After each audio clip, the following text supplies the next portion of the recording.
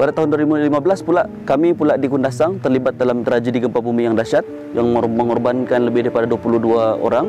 Sumber utama penyiraman kami untuk tanaman-tanaman dan juga untuk minum telah pun dihanyutkan oleh banjir lumpur yang terjadi pasca gempa tadi.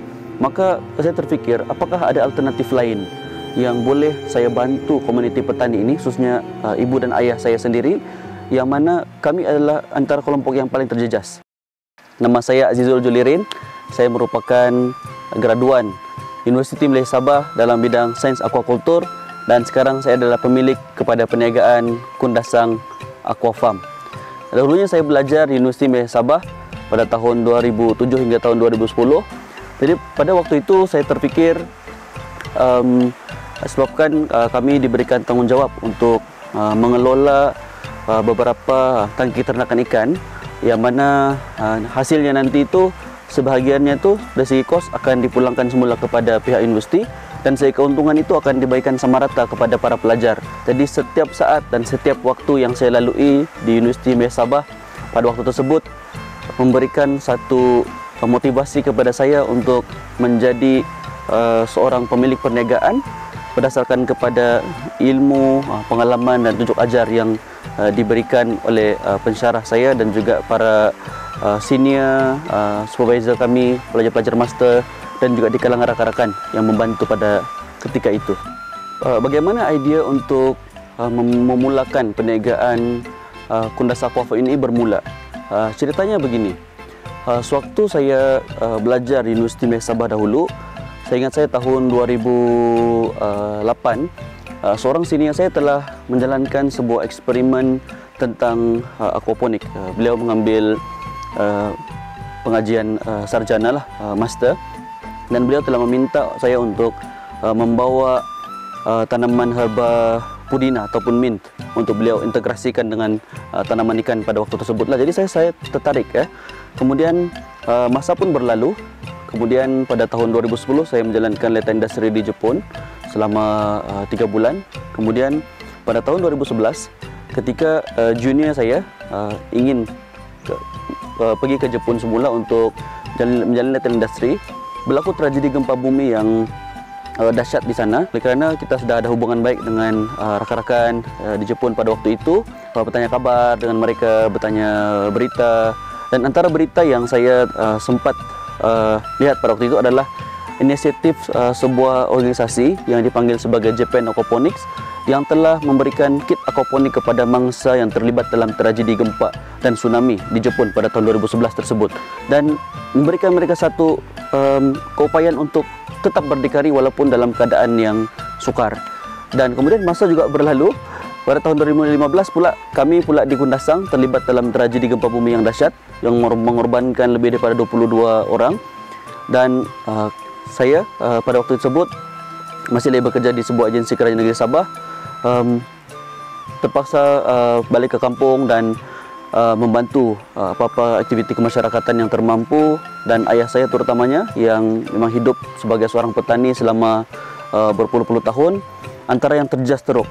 Dan lebih utama lagi adalah sumber air yang menjadi sumber utama penyiraman kami untuk tanaman-tanaman dan juga untuk minum telah pun dihanyutkan oleh banjir lumpur yang terjadi pasca gempa tadi. Jadi maka oleh kerana saya pernah belajar teknik aquaponik dan secara langsung saya pernah berada di Jepun dan melihat inisiatif yang pernah dijalankan oleh orang Jepun pada waktu yang lalu, maka saya berfikir bahawa aquaponik mungkin adalah jalan yang terbaik untuk saya aplikasikan di Kundasang. Inilah yang anda dapat saksikan, Kundasang Aqua Farm, sebuah ladang organik yang mengaplikasikan teknologi aquaponik yang pertama seumpamanya di negeri Sabah. Sistem aquaponik adalah satu kaedah yang sangat lestari, di mana kita telah mengintegrasikan kaedah ternakan ikan dalam kurungan, iaitu aquakultur, dan juga sistem kaedah menanam tanaman tanpa menggunakan tanah ataupun hidroponik. Jadi kita gabungkan keduanya, jadilah aquaponik. Jadi bagaimana sistem ini boleh berfungsi dengan baik? Okey, ternakan ikan yang kita ternak dalam kolam ternakan akan mengeluarkan sisa, dan sisa tersebut kita akan tapis menggunakan penapis biologi. Kemudian air tersebut kita akan alirkan ke dalam media tanaman, yaitu sistem hidroponik yang dijadikan sebagai pembajaan dan juga pengairan kepada sayuran itu secara bersama-sama, dan air tersebut yang sudah ditapis oleh penapis biologi dan juga telah diserap nutriennya oleh akar tanaman akan kembali semula ke dalam tangki tangkungan ikan sebagai air yang bersih. Jadi kita bukan saja dapat sayuran dan dapat ikan, tapi kita dapat satu ekosistem yang lestari. Dan kita mengambil masa hanya 25 hari sahaja untuk menuai hasil daripada mula kita tanam di dalam media tanaman sehinggalah pada akhir tuaian. Dan sistem ini bukan saja lebih cepat, malah lebih produktif, lebih bersih dan organik. Di samping kita boleh menjual dengan nilai yang jauh lebih tinggi berbanding dengan tanaman yang ditanam dengan kaedah konvensional. Dan pada tahun ini saja kita telah mengambil pelajar latihan industri daripada pelbagai institusi pengajian tinggi di Malaysia, lebih daripada 30 orang pada tahun ini. Antaranya daripada Universiti Malaysia Sabah sendiri, daripada UiTM, daripada UPM, pada Kolej Komuniti, Kolej Vokasional, Institut Pertanian dan beberapa IPT yang lain. Selain daripada itu, kita juga menerima banyak kunjungan daripada pelbagai institusi pengajian, sama ada daripada peringkat tadika, peringkat sekolah rendah, menengah, universiti dan lain-lain. Pesan saya kepada sesiapa sahaja yang ingin memulakan aktiviti perniagaan ini, yang pertama adalah lengkapkan diri anda dengan ilmu pengetahuan terlebih dahulu. Maka gedung ilmu di universiti merupakan tempat di mana kita boleh belajar segala aspek. Okey, ilmu bukan saja hanya terikat kepada skill perniagaan itu sendiri ataupun skill teknikal, tapi juga perlu melibatkan ilmu sosial, ilmu kemahiran-kemahiran insaniah, iaitu kemahiran membuat keputusan, berkomunikasi, bernegosiasi. Perlu ada daya juang yang tinggi, survivability, yang mana ini semua diajar dalam kehidupan kita sewaktu menuntut di universiti. Jadi kalau orang cakap tentang modal, bagi saya modal itu bukan juga hanya terikat semata-mata kepada keuangan itu, tetapi modal ini saya boleh bagikan kepada 4 perkara.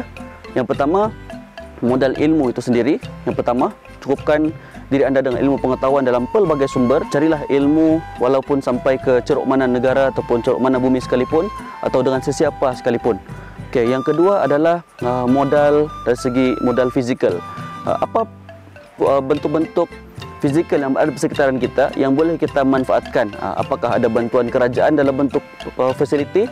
Adakah ada tanah ataupun ruang kosong yang kita miliki di halaman rumah ataupun di mana sahaja yang boleh kita manfaatkan untuk jadikan sebagai permis perniagaan kita? Itu juga perlu diambil kira, modal fizikal. Yang ketiga, yang sangat penting, iaitu modal sosial. Seringkali kita usahawan-usahawan muda ni, bila dia baru bermula berniaga, dia lone ranger saja. Dia rasa dia boleh buat segala-galanya. Tidak. Kita perlu ada satu circle, di mana circle ini akan mendorong kita untuk menjadi individu yang sentiasa berada ke hadapan. Kalau kita rasa kita nak jatuh, dia akan sambut, dia akan dorong ke depan. Kita rasa kita jatuh ke tepi, dia akan pimpin tangan kita, dia akan dorong kita ke depan. Itu fungsi modal sosial itu tadi. Dan yang keempat, barulah kita fikirkan tentang modal keuangan. Dan modal keuangan ni tidak semestinya kita hanya perlu keluarkan duit daripada poket kita sendiri. Saya teringat dengan lebih kurang pepatah daripada China. Dia kata mula berniaga dengan duit orang lain. Okey, tak maksudnya kita akan pinjam duit orang, tapi apa inisiatif yang saya buat dulu adalah saya menyertai pelbagai program yang berbentuk pertandingan, bantuan-bantuan pembiayaan perniagaan berbentuk geran yang dikelola oleh kerajaan sendiri, dan kita sertai dengan sepenuh masa. Kita di universiti kita dah biasa dengan pembentangan, presentation, kita pitching, kita mengambil satu raw data, kita analisis, kemudian kita menjangkakan kepada dapatan-dapatan yang seterusnya. Maka semua kemahiran itu saya terjemahkan ke dalam banyak pertandingan inovasi yang saya sertai, dan alhamdulillah dengan kemenangan tersebut membantu untuk saya memulakan dan mengembangkan perniagaan. Dan kalau saya boleh, rakan-rakan lain juga pasti boleh.